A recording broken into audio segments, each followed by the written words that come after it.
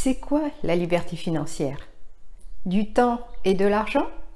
La réponse tout de suite.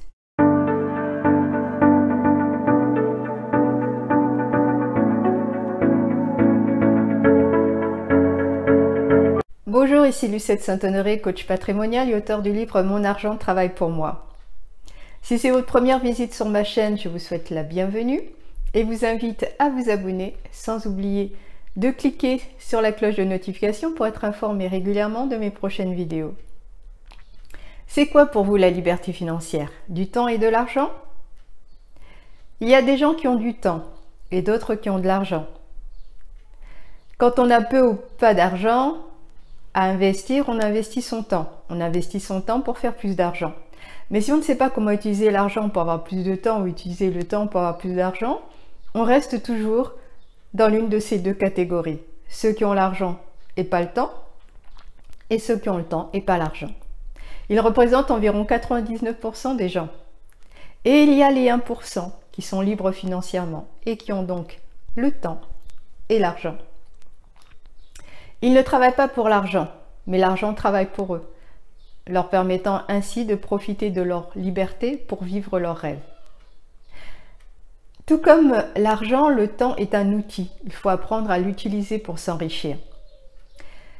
Avant de devenir un plaisir, s'enrichir est tout d'abord un travail à part entière. Alors je sais, cela ne va pas faire plaisir à entendre à ceux qui rêvent de devenir riches rapidement, sans effort.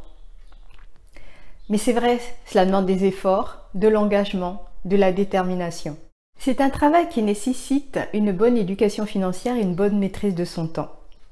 Vous pourrez apprendre les bases de l'éducation financière en lisant des livres comme ceux de Robert Kiyosaki, Père riche, Père pauvre, Le cadran du cash flow, etc. Vous trouverez aussi sur Internet des vidéos. Pour ma part, je vous invite à suivre le programme de formation Mindset, qui est centré sur la préparation à la richesse.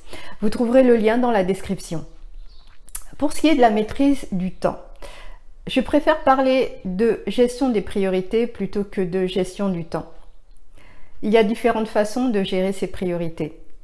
La méthode la plus connue, en tout cas la plus utilisée en matière de développement professionnel, est la matrice d'Eisenhower. La matrice d'Eisenhower permet de classer les tâches selon un critère de temps, l'urgence, et de valeur ajoutée, l'importance. Vos priorités sont liées à vos objectifs. Si votre but est de devenir libre financièrement, vous devrez abandonner certaines habitudes ou loisirs qui vous en éloignent et à l'inverse, vous focaliser sur celles qui vous permettront de l'atteindre. Difficile, me direz-vous? Comme j'ai eu l'occasion de lire dans une autre vidéo, le plus simple pour réaliser de grands objectifs est de les diviser en petits objectifs.